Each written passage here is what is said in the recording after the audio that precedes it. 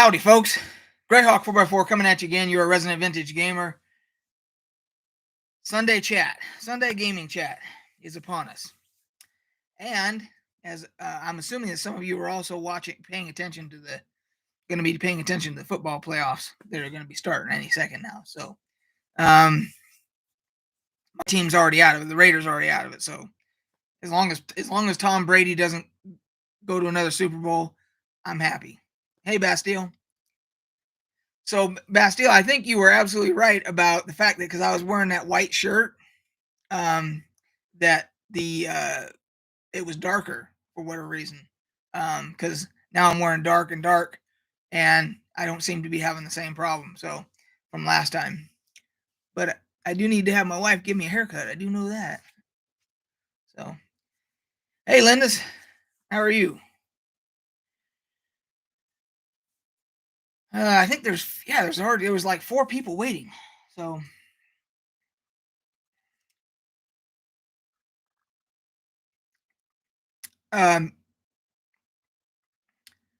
Lindis, did your guys beat the Titans? Hey, Edward.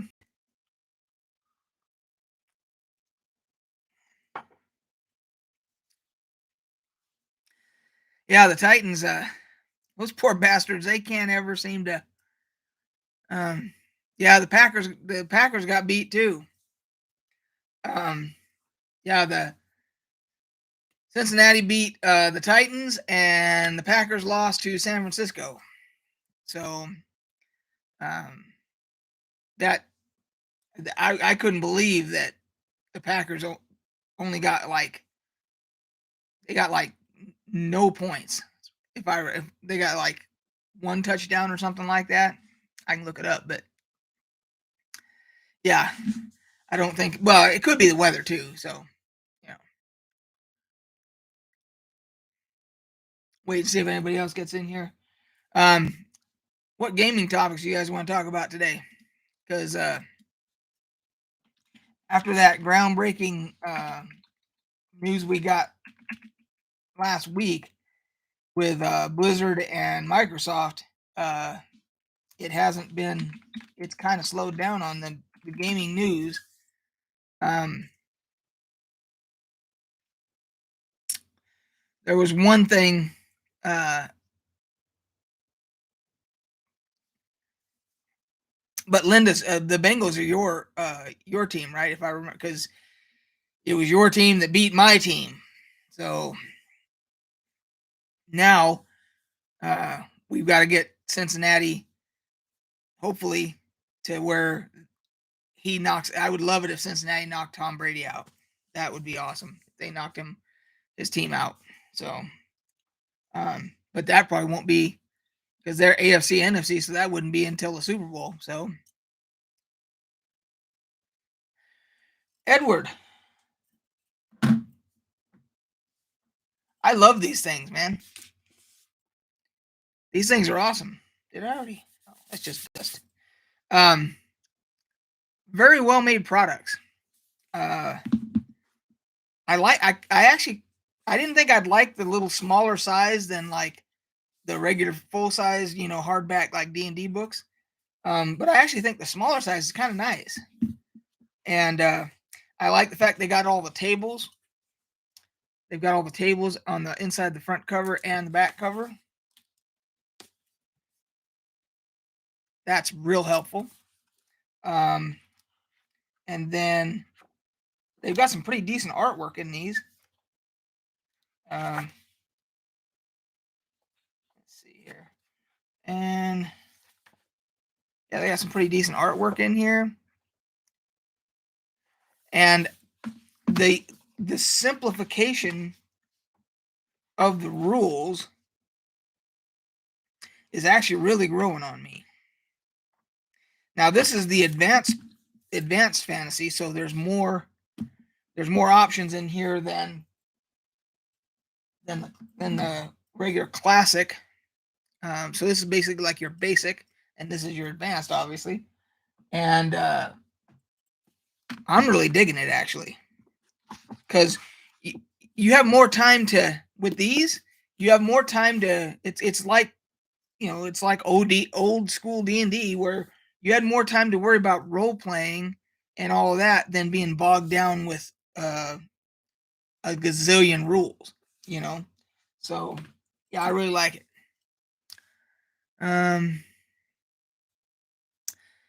I've got Edward says, oh, let's go back up one here. Bastille says, I like the red and blue ribbons. Reminds me of the basic expert box set colors. Yep. I don't know if that was on purpose. But that is kind of that is a good point. I hadn't thought of that, but damn good point. Edward says, I've got the classic tome and love it. I even mailed you a setting and sandbox adventure for the classic fantasy rooms tome. Looking forward to picking up the new ones. So yeah, I check my my PO box probably a couple times a week. So and if it's a package, I get a text. They text me if I get packages. So I don't think I've gotten it yet, but I'll be checking it next week. So yeah, I'm digging these rules here. We're gonna go through this in a second. I figured I usually try to go through one of the old box sets or something, we do a live, and I just grabbed this one today. I thought, what the hell? This is next to D&D. This was my absolute favorite tabletop role playing game. So we're going to talk a little bit about, because I ended up working with Merle Rasmussen on the newer version of this, the New World Top Secret New World Order, which is the game that we put out when I was with TSR. So yeah, I think I might have one thing in here that's even signed by Merle. So I should have gotten more signed, but I always feel, even when I go like to Gary Con and stuff like that, I always feel funny about asking for people to sign stuff. I just feel like it's like I'm kind of bothering them when I do that,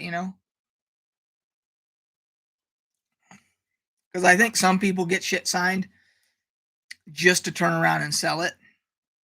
And so I always feel like when that happens that, it's like, I don't know. It just makes me feel weird when I go to ask somebody, hey, can you autograph this for me? Can you sign this for me? That type of thing. So Merle was a little different because we're friends now and we work together on that, on New World Order. So that's a little different situation rather than somebody that you don't know. So anyway, so we're going to go through that. I wanted to talk to you guys about if any of you guys are old school adventure gamers. Now, when I say that, I'm talking about Bastille, Edward Green. Hi, Edward. Is your product available on Drive-Thru RPG? If it is, make sure to plug it in here.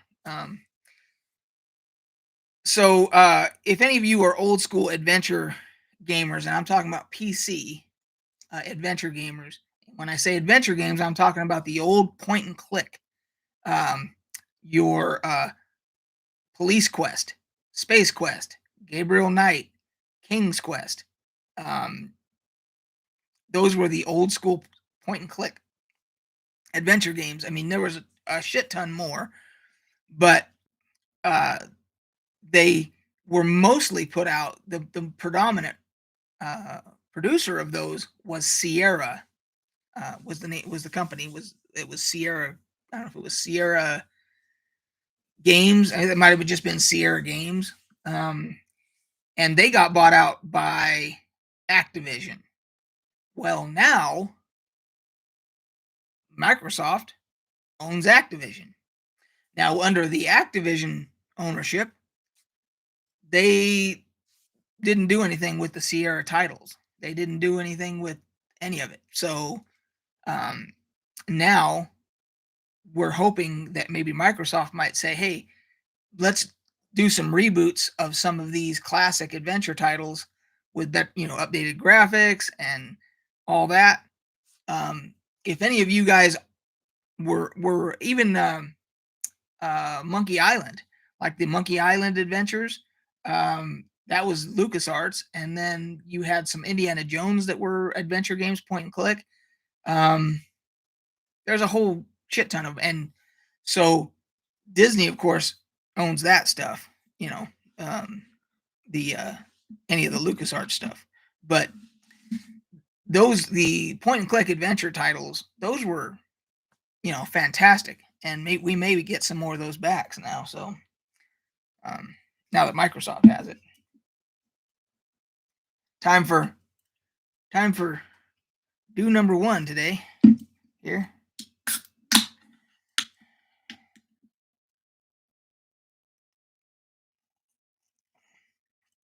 Edward, are you thinking about putting that out on like Drive Through RPG? Is that something you're considering? Because at some point, now that I've been retired, like what 5 months, something like that. Um, I'm getting my. This is all getting whittled down, as you notice. There's less boxes. I'm getting everything organized, and once I get all that organized, I got some other projects I want to do. But at some point, there's going to be Greyhawk 4x4 written like tabletop D&D stuff. Whether it's gonna, I haven't decided whether or not I might try and maybe do it as a novel first, or as an adventure, a game adventure. Because I'm thinking if I do it as a novel, because I have enough up here, ideas up here, to do at least one novel, if not a novel series, then of course I could always base modules or something after that, and I could do. I'm assuming I can self-publish a novel, I think, through Amazon, because I got a couple buddies who have produced stuff, and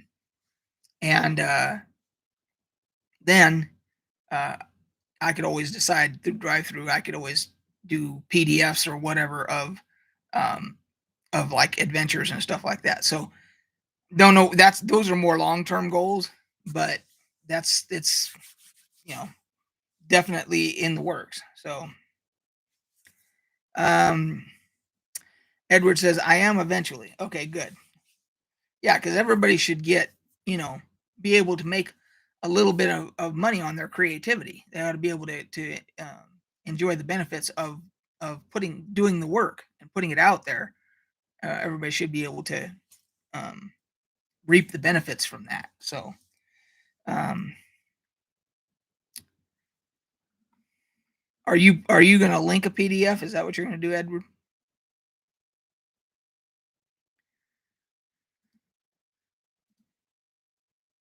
So another thing that I noticed, how many? There's only 4 of you in here, but um, no, Bastille. The old gold box computer games were SSI, Strategic Simulations Incorporated. So I don't know who, but those are all available through GOG. So you can go on GOG and get the whole. If you watch for sales on GOG, they'll every once in a while they'll have a Dungeons and Dragons sale, and like all of the Dungeons and Dragons titles will be way marked down. Like you'll be able to get like a bundle, and if you buy like the full bundle, the more titles you buy, the deeper the discount is. And if you buy like the full bundle, like each game is like 99 cents or some crazy shit like that. So for like $10, you can get 10 titles. So if you watch Good Old Games, GOG, if you have the launcher, they have their own launcher. I'm assuming you guys probably know that any of you that are PC gamers, that GOG, their launcher, you can link all of your other gaming accounts, EA, um, Ubisoft, Steam. I don't know if Epic. I don't think you can link it. You might be able to link Epic. But all the platforms, you can link all of those to your GOG account, and then you only need one launcher. You just need the GOG launcher to launch any games you own on any platform. Um,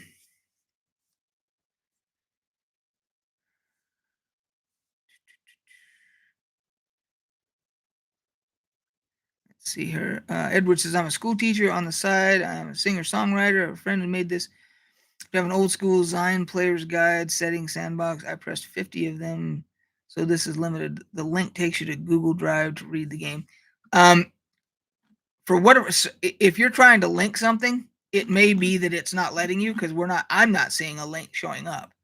So it could be that they block links to certain things. I don't know. Because for whatever reason, let's see. All messages are visible. Let's see here.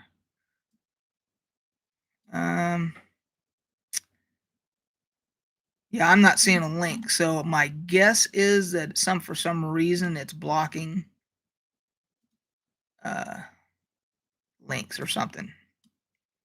So just so you know, now I have a Discord, Greyhawk 4x4 on Discord, and some of the guys in here and gals I think have joined the Discord on my Discord server. Now I have not done a real good job of monitoring my Discord server. Like I see stuff like 2 days later because I'm shitty at paying attention to it. I need to do better about that. But you could always go to the Discord, and I'm gonna try and see if I should be able to, because it's my channel. I should be able to put a link to the Discord. So let me try and do that here. Let's see, Tavern. So Tavern Chat is the one we use. Invites, invite code. Here's a list of active links. So let's create one. Copy. There we go.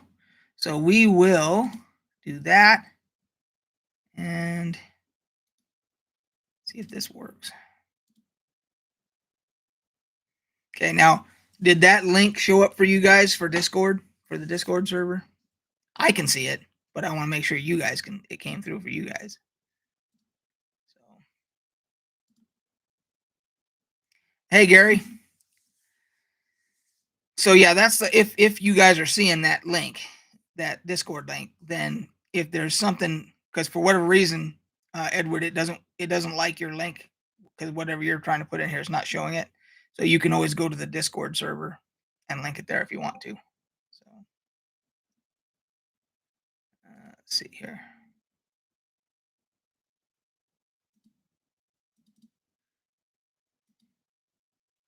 Okay, let's go back here. There we go. Okay. All right. So we're just gonna. All right. So somebody, Sphere 830, whoever Sphere 830 is in the Discord server now. So I don't know if that's you, Edward, or not, but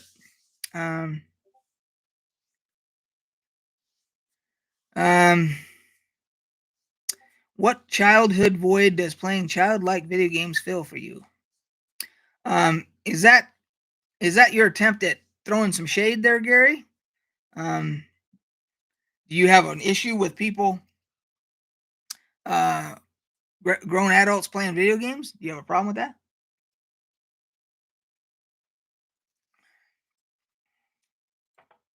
Because there's a few other people in here that might take exception to that question as well. So let's see here. Awesome. Yeah, so it's Edward, it's showing up in Discord, so you're good there. Thank you for that. So yeah,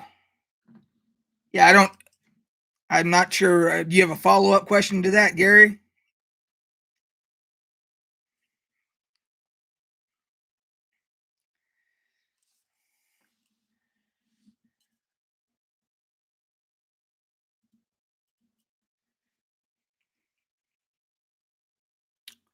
How about anybody else in here? Does anybody else want to answer Gary's question there?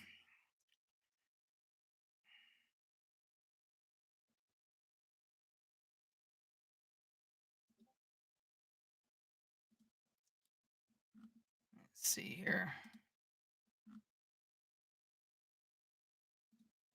All right. Well, if nobody else has anything they want to talk about, we're going to bust this guy open here.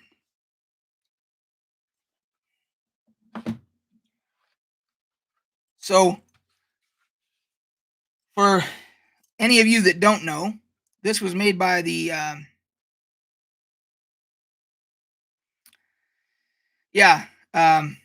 I agree with you, Bastille. I was just trying to dig a little deeper and see if he had a follow-up question to that, because the way that was posed, um, it it could be, hey, Dwayne, it could be a little offensive. Some of us could take a little offense to that. Anyway, so this is Top Secret. This was made by the same people that made Dungeons and Dragons. This was, so then you had like Boot Hill. Boot Hill came out right after D&D, and Gamma World, Metamorphosis Alpha. They produced a bunch of other ones, but then they eventually got around to doing this. And this was basically the James Bond type, secret agent. Obviously, I love that cover, all that stuff on the cover. I think that was great. But it was created by a guy named Merle Rasmussen, who, like I said, Gangbusters. I think we already did Gangbusters, Dwayne. I did that on a previous live. I think I did the box set on that. I showed the stuff in there. But yeah, then there was other ones. So Merle Rasmussen, when he wrote this, he was like in his early 20s. He's not much older than me. And Edward says, not sure entertainment means that there's a void, but video games aren't for everyone. Great answer, Edward. So when he wrote it, now, and the only reason I know this story is because, like I said, I've worked with Merle now on Top Secret New World Order, and I'm gonna have to mute this right here while we're. And he talked to me about it. He said that he was just in his 20s or whatever. I think he was in college, and he wrote Top Secret and he sent it off to Gary Gygax, and he didn't expect like a response or whatever, and he ended up getting asked to just come and work at TSR or whatever. And so another cool story about this is, so this was that's the first module that comes with the box set. And it's Operation Spreckenhalt Testil. It's a German, I don't know if that's an actual German word, but that's how it's pronounced, because it's Spreckenhalt Testel. Spreckenhalt Testel. And codename Pisces. And it was kind of cool because this was the administrator file 001, and they made it look like a top secret file type of a deal. And then you have your maps and stuff in here.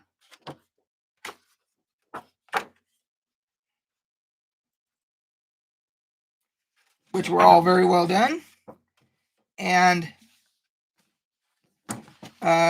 it's done, like they try to keep in character with do not accept from courier if seal is broken, all that type of stuff, And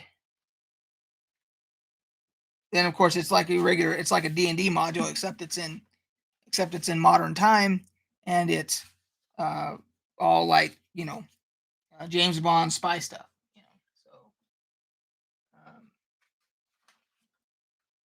There's the rule book.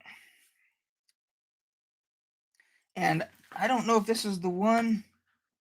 One of these he signed for me. And it may not even be in this particular. I got a couple other ones. Yeah, because I had him sign this book. And so it must be the other one that I have it in. And then I've got some other stuff in here. I've got some other modules that were created. This is TS-006. They were all TS for Top Secret. This was Ace of Clubs. And then, what is this one?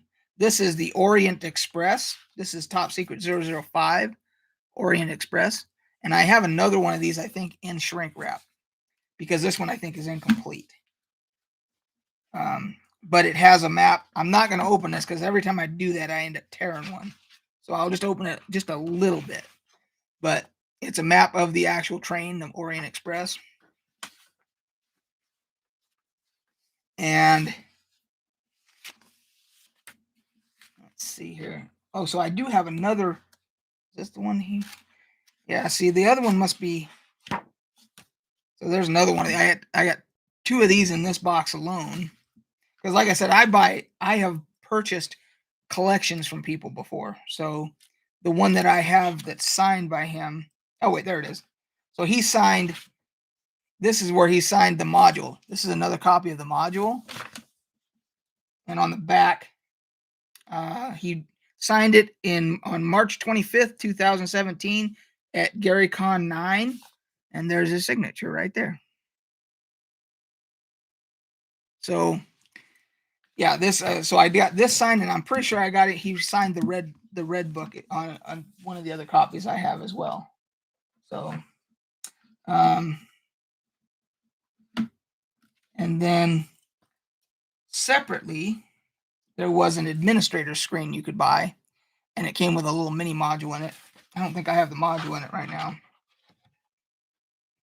but your standard, like DM screen, but for the administrator. So the DM in Top Secret is called the administrator, basically. Even though the handle, when it comes to the game Top Secret, the handle administrator belongs to Merle Rasmussen. My code name, having worked on New World Order, everybody got a code name. Mine is Lancer. And the reason that I chose Lancer was because in the Army I worked on the Lance missile system, and we were known as Lancers.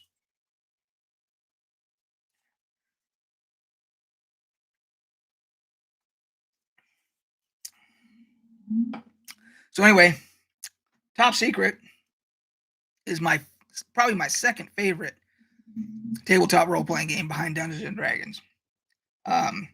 The idea of being able to play a secret agent. Hey, 8-Bit Bill. The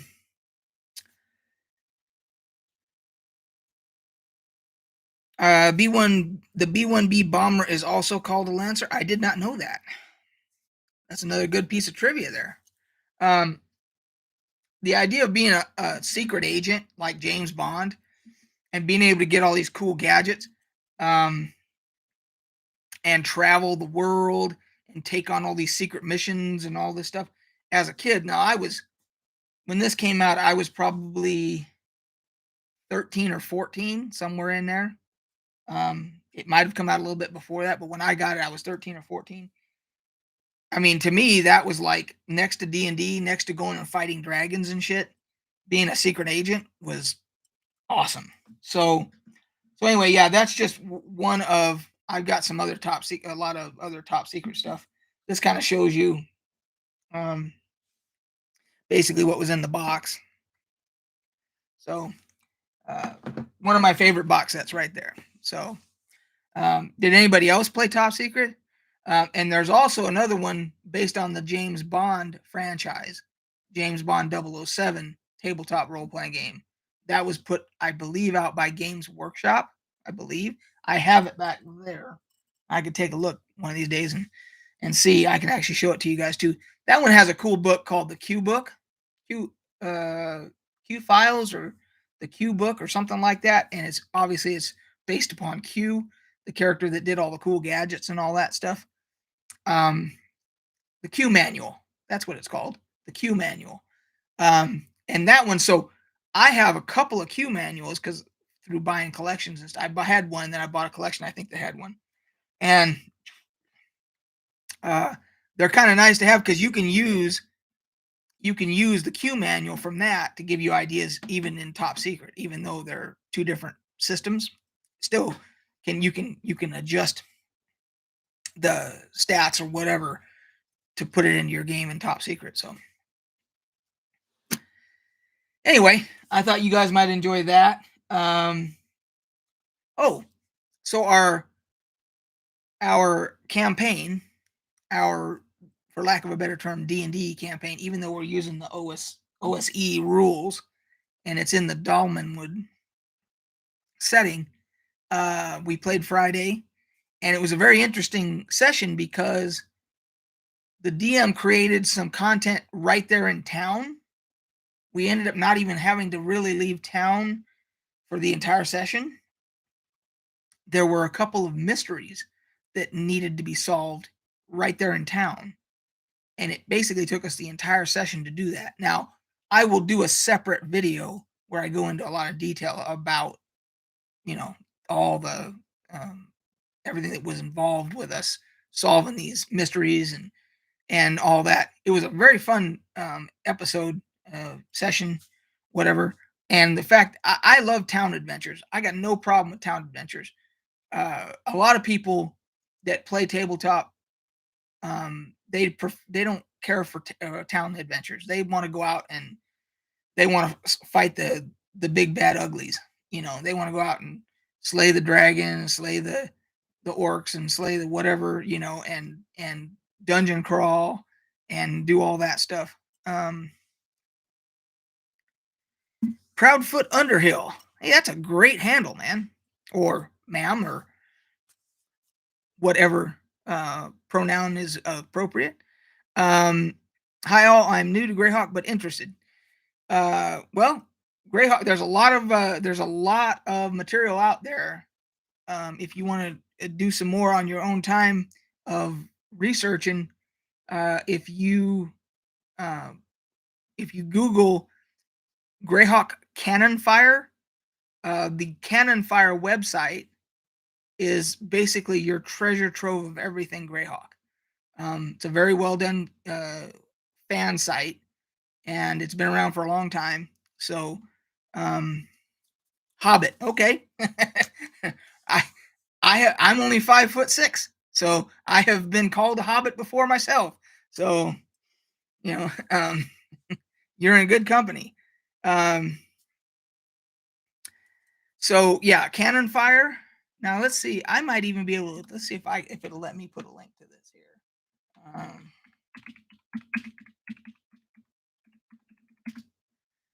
Let's see here. Because if it will let me, I will.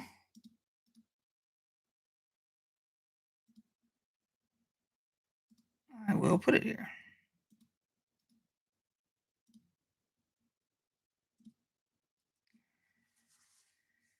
There you go.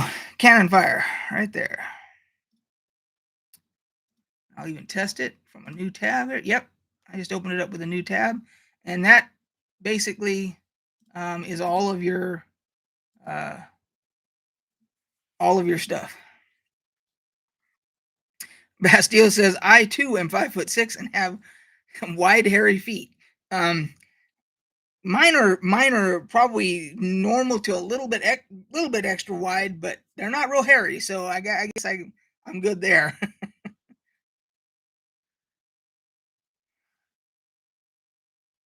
So yeah, I'm surprised I never even brought that up before with all the great Greyhawk stuff. Is yeah, Cannon Fire is if you're interested in learning more about the world of Greyhawk, there you go. And you share a birthday with Bilbo? Wow. I don't even know what. So what is Bilbo? I don't even remember. I remember them, obviously, his birthday party from the movie, but I don't remember what day of the year it would be.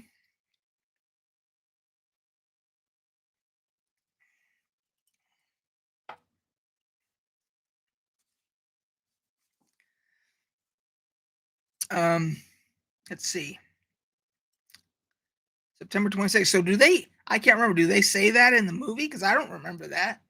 Or is it in the book? Because I read The Hobbit about 50 years ago, 45 years ago. So I don't even remember. I didn't even know they used our calendar, a similar calendar. So unless there's somebody's actually come up with some way to translate it, the calendar. So um, let's see. Make sure I didn't miss anything here. It's in the book. Okay. Yeah, it like again, it's been about 45 years since yeah, because I was about 10 years old when I read it. So which I don't know why I haven't read it since. Probably should read it again. Yeah, I think I'm caught up on all the comments and everything. Um, I'm trying to think if there's another resource to direct you at with regarding Greyhawk stuff. The well, Drive Through RPG. If you go to Proudfoot, if you go to Drive Through RPG, and there's a lot of the Greyhawk stuff that you can do PDF or print on demand. That's another resource. Sometimes some of the PDFs are even free, for certain things. So you might even be able to get some free stuff. So that's another good resource. There was the one Greyhawk computer adventure that they did was the Temple of Elemental Evil. They actually did that, and if I'm not mistaken, I'm pretty sure you can get that through GOG or maybe even on Steam, which is the classic Greyhawk adventure, Temple of Elemental Evil. Let's see here. Let's go to Steam here real quick. Go to the store. Let's see if it's even. I don't think it's on here, but I'm going to double check here.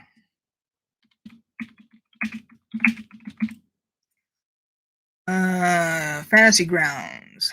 Fantasy Grounds has it, but that is not what I'm talking about. So the only way you could probably get it then is probably on GOG. Let's see here.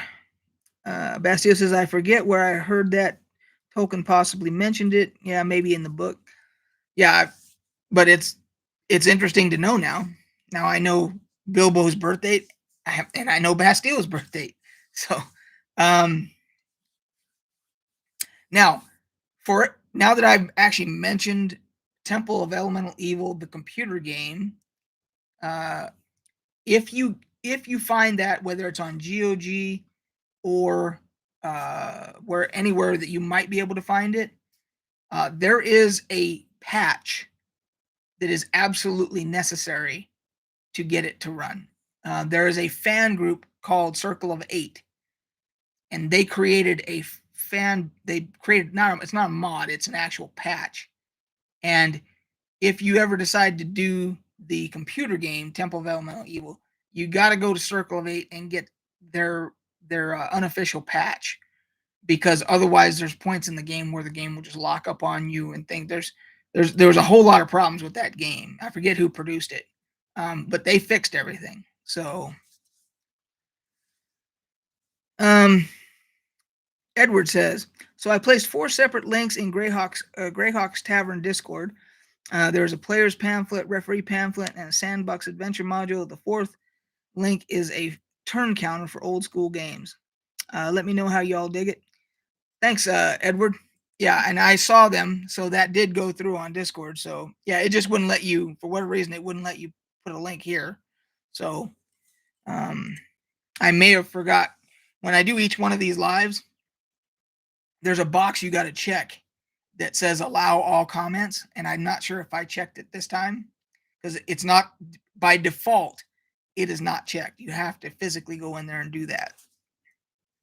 So if I didn't, then that could be why you weren't able to put a link in there. So let's see. All right. Let's see. Anything else anybody want to talk about? We covered quite a bit of stuff. I'm out. I don't have anything else to talk about today. So unless somebody else has some other questions or topics they want to cover, we can talk football. We can talk beer. Bad Bunny. Why do I remember that? Where's that from?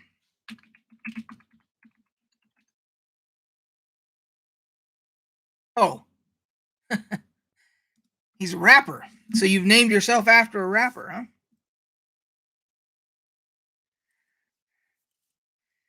How did you find yourself in uh, a gaming channel live? Unless you were also a gamer. In which case, if you're a gamer, then welcome. Um, Excellent. All right. So, does anybody else have any other topics? Unfortunately, I'm not familiar with the works of Bad Bunny, the rapper. Um, I know from looking at me, it's probably, you probably just assume that I'm like very well versed in all the rap culture and stuff like that, and what the current releases are and all that. But I'm actually not. Um, there is some hip hop rap stuff that I like, but it's not one of my preferred genres. Um, so,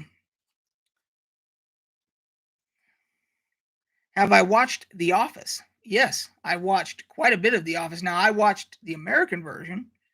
I did not watch the uh, the British version. So, um, because there was Ricky Gervais played the lead on the British version. He played Michael's character, and the American one I saw quite a bit of it. So,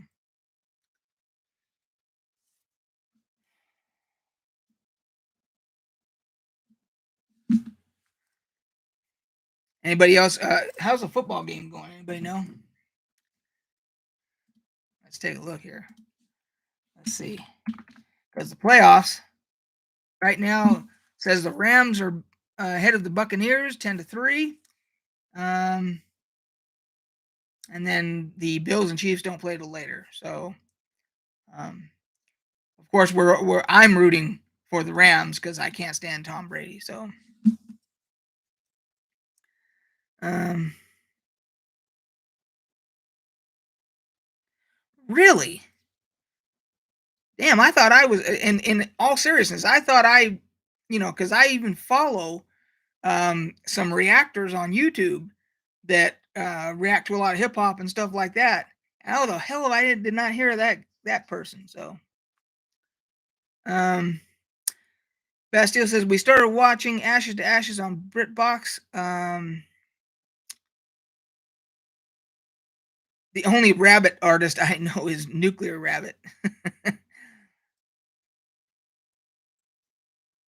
Yeah. Um, I did Google Bad Bunny and but how in the hell? Now normally sometimes I learn about different newer artists through SNL like Saturday Night Live because they usually have a lot of newer. I don't remember even seeing him as make an appearance on SNL. Um, so Ashes to Ashes on BritBox, Bastille, is that another crime drama?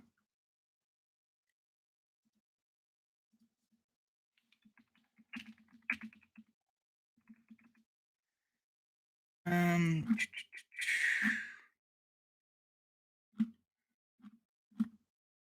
TV series right here. 2008, 2010. Yeah, it looks like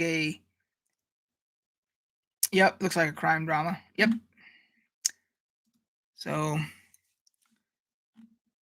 yeah, you guys probably, well, Bastille, you probably already watched then Midsummer Murders just released 4 more episodes, and my wife and I are through 3 of them. We got 1 left. Um, oh, it's a time travel crime drama. Okay. Um, yeah, we got 1 more of the new Midsummer Murders to watch, and then Father Brown came out with season 9, and then there's a spinoff of Father Brown that's coming out too. So got all that to watch too. So for anybody that likes crime dramas, the British ones are the best. So without question. Uh, the Book of Boba Fett. Is everybody caught up on the Book of Boba Fett? So I can talk about spoilers and stuff.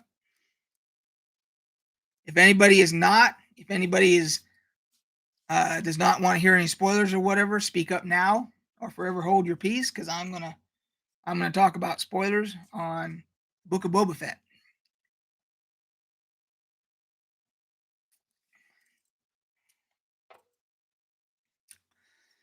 Okay. 5, 4, 3, 2, 1. All right. So Book of Boba Fett, the last episode. We see how Boba Fett gets his ship back from Jabba's palace after he crawls out of the Sarlacc pit, and he ends up getting trained, of course, by the Sand People, and then he goes off and he finds Fennec Shan. He rescues Fennec, which we saw in The Mandalorian, and then it takes from there. They go together to go get his ship. Now, here's the funny part about it. If any of you guys saw my rant about the episode 3, where the Wookiee assassin gets in and almost kills Boba Fett, and they don't even show how the Wookiee got in through this into this fortress, and no one bothers to ask, hey, how did he get in? Or I mean, it's like not even addressed. In this episode, which is a flashback to how they got the ship when Bib Fortuna was in charge of Jabba's palace after Jabba had been killed, they show in detail. They show Boba and Fennec how how difficult it is for them to get in, and they have to wait for the guards to rotate. They've got to cut some bars and go through the sewers, come up through the kitchen, and all this other stuff. And so they actually show how difficult it is to get into this fortress. And then they get noticed actually, and they have to fight their way out of there to get the ship and all that. And then if you think about it with episode 3, where the Wookiee gets in, this is the place they broke into. Boba and Fennec broke into themselves to get his ship a while back. You'd think they would have tightened up the route that they got in, that they broke in through, but they don't even address it in the show. It's to me, it's a glaring omission. And then, of course, the big reveal was at the very end. They're talking about the fact that they know that there's a fight coming. There's a war coming for that territory. And Fennec says something to the effect of, what we're light on. Boba says, I have money. What I'm short on is muscle. And she says, well, muscle's not hard to get if you know where to look. And then you hear the theme music from The Mandalorian. So, and remember, she rode with Mando for a while. So obviously they're tipping off that we're going to see the Mandalorian in the Book of Boba Fett, and that's how it ended. So that was the big spoiler. But did anybody else? I thought it wasn't a bad episode, so I'm not really slamming it too hard, other than the fact that they're inconsistent with with portraying the level of security for that fortress, So, and then of course the space Vespas. I got a whole nother issue with the space Vespas, but let's see. Anything else, guys, or are we going to call it at like 50 minutes here?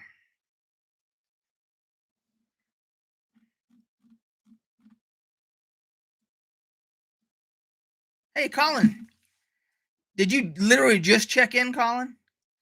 Because I was just talking about the Book of Boba Fett spoilers and stuff, and I know that you usually don't like spoilers.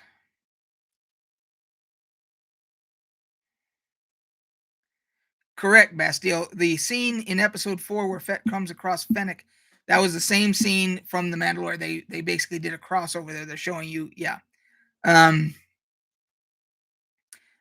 So that basically now they've literally now through these 4 episodes, they have tied everything up to current day, um, on what happened to him after the Sarlacc pit. They basically covered his entire journey from getting out of the Sarlacc pit to going with the sand people to finding Fennec, him and Fennec then going and getting his ship, him trying to find his armor, can't find his armor. Um, and uh, we know from the Mandalorian, we do know how he eventually does get his armor because that was covered in the Mandalorian. Um, so we actually have a full timeline between the two shows. We have a full timeline of everything that's happened to Boba Fett from the Sarlacc pit. Edward says, I like the series so far. I'm not a huge fan of the colorful gang Vespa thing. I don't think anybody is, Edward. I really don't. This old helmet. Huh. Strap on spelled backwards is no parts. Okay. Um, also, nacho cheese. The word nacho for nacho cheese comes from the elements of what the nacho cheese sauce is made out of. The N is for like nitrogen. Somebody I just saw that the other day somewhere that it's actually it's an acronym of all the elements that make up the cheese sauce: oxygen, nitrogen, some other stuff. And that's where nacho comes from. I just learned that the other day. So there you go. There's a useless piece of trivia, and then I return with another useless piece of trivia for you. Yeah, because I would have. I don't think anybody ever questioned why it was called nacho cheese, but now we know.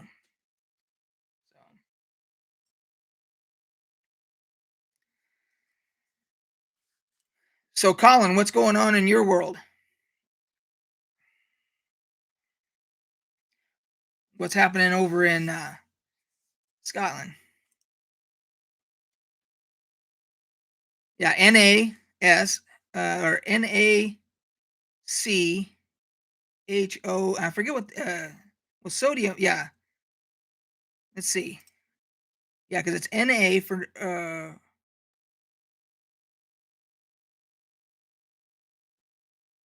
I haven't seen Squid Game yet, so yeah, don't give me any spoilers here because I need to watch that. I still haven't. I never watched Tiger King, so I guess yeah, I missed that whole.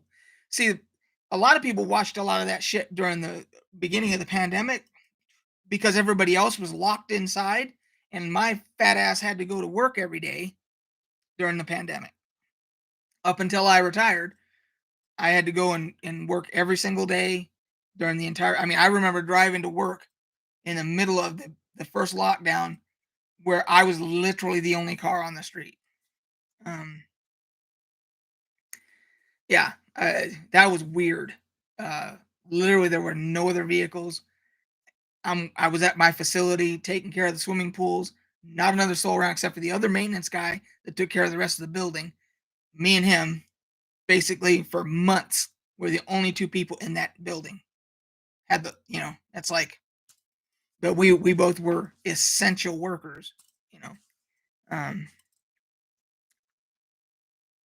and Ghost, which is a UK sitcom about a woman who inherits a house and is full of ghosts she can see. We have that show as well, Colin. My wife and I watch it every day, every week that it comes, every episode that comes out once a week. Um, I don't know if there's two different versions like The Office was, where you had a UK version and then you had an American version. We're watching whichever one it is that they show here. If there's a UK version, we obviously haven't seen that one, but we love that show. The idea, whoever came up with that idea for Ghosts as a sitcom is brilliant because the amount of there are two versions, okay, because the amount of material, if you think about that, you've got a woman who falls down the stairs, hits her head, gets a bad concussion or whatever, and as a result, she can now see ghosts. And this bed and breakfast she bought is haunted. There, well, I shouldn't say it's haunted. It's just it's full of ghosts that have yet to ascend. Um, and she can see them. She's the only one that can see them. The amount of material that premise lays out is it's incredible how many different stories you could tell with that premise. Just using that as a foundation. Brilliant because they can actually come up with some really interesting stories, and they already have the ones we've already watched. They've already come out with a bunch of them. Um, so yeah, my wife and I are hoping that it sticks around. Um, yeah, we're watching the U.S. version. I didn't know if there's a U. How long has the UK version been around? Is it just starting out, or has it been around like several seasons where we could maybe because we have BritBox, we have Acorn. What's the other one? Um, Mystery Theater or whatever that is. We've got on Amazon. We've got like 3 channels we pay for. We pay for Acorn, BritBox, and one other one, Mystery Science Theater or something like that. Yeah, I can't think of what the other one is, but we might be able to if it's, I'll have to look. I'll have to do a search because I wasn't aware. Oh, excellent. Well, we'll go and we'll watch the UK version too if it's available to us. We usually get UK series though. We get them like either a half a year or a full year later. So, like with Endeavor, and Shetland and stuff like that, we get that stuff like 6 months to a year later of whatever the current season is in the UK.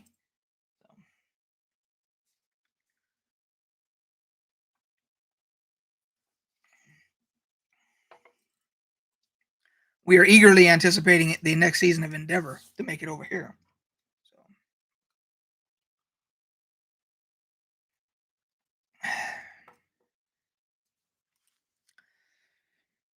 All right, guys. Well, Bastille says Endeavor was good. Really like that one. So, Bastille, have you? I'm assuming your wife probably watches them with you. Have you and your wife? So, Endeavor is uh, Inspector Morse, and Endeavor is like the prequel. So that's when he's a young detective and everything. The first series was just called Inspector Morse or Morse. And so that was when he was older. He was like the deputy chief inspector, DCI. And uh there's like 8 or 9 seasons of Morse, and then his sidekick was okay, so you saw Inspector Morse. So there was Morse, and then there was Lewis, because Lewis was his sidekick.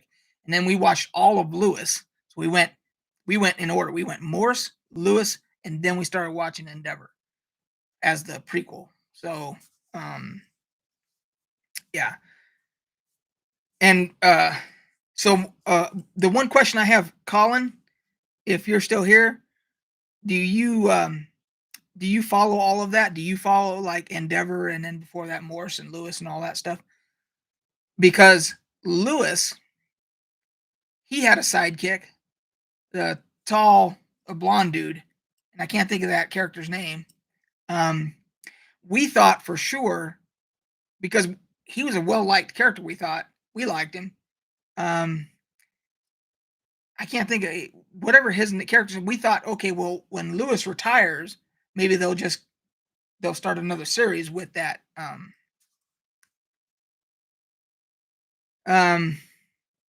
We saw Lewis on here. I can tell you. Let me look it up real quick here.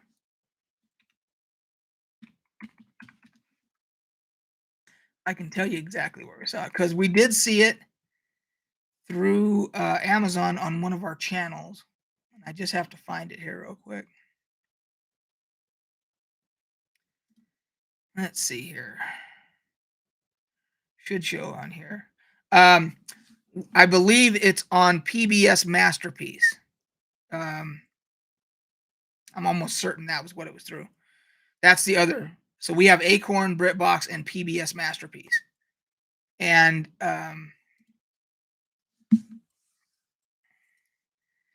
Colin, what's weird is I never was either, to be honest with you. But the British ones, for some reason, I think it's just because they take place in all these cool, like, older medieval towns, and they've got, like, these old pubs and shit, and, um, they're all, like, these mysteries that take place in, like, people that are living in modern day castles and stuff, and I don't know, it just there's something about the British ones that we really like.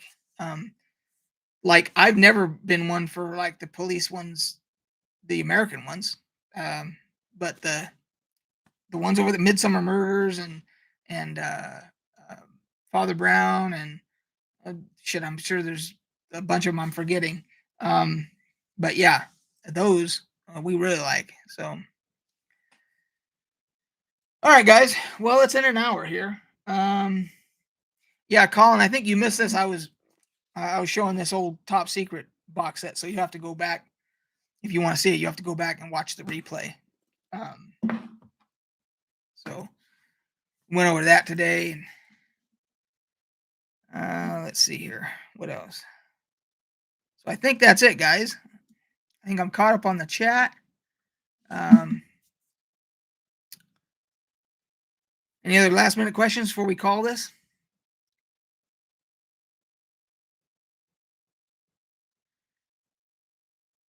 Bastille says Life on Mars was a good one. It has a sci-fi twist and cool music.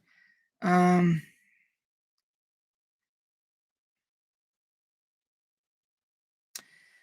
the way, what about Halflings and Greyhawk? I heard it was more grayish setting. Maybe they don't fit quite. No, they're just called Halflings. Yeah, they're not hobbits. The originally, and if you go back and look at the original Dungeons and Dragons in the pamphlets, Gary Gygax called them hobbits, and then he got sued by the Tolkien estate or whatever, and they had to change it to halflings. And halflings are very much prevalent in the Greyhawk setting. So yeah, you got no issues there. You got halflings, gnomes, dwarfs, half orcs, half elves, elves, and you got several different versions of um, yeah. So there you go. um Life on Mars, that might be one we have to check out too. um no, you're good, Proudfoot. You can ask anything you want in here. So if it's if somebody comes in spamming some offensive stuff or whatever, that's a different situation, and I've got moderators that take care of that if I don't see it. So, but other than that, anything gaming related, yeah, no problem. So, all right, guys.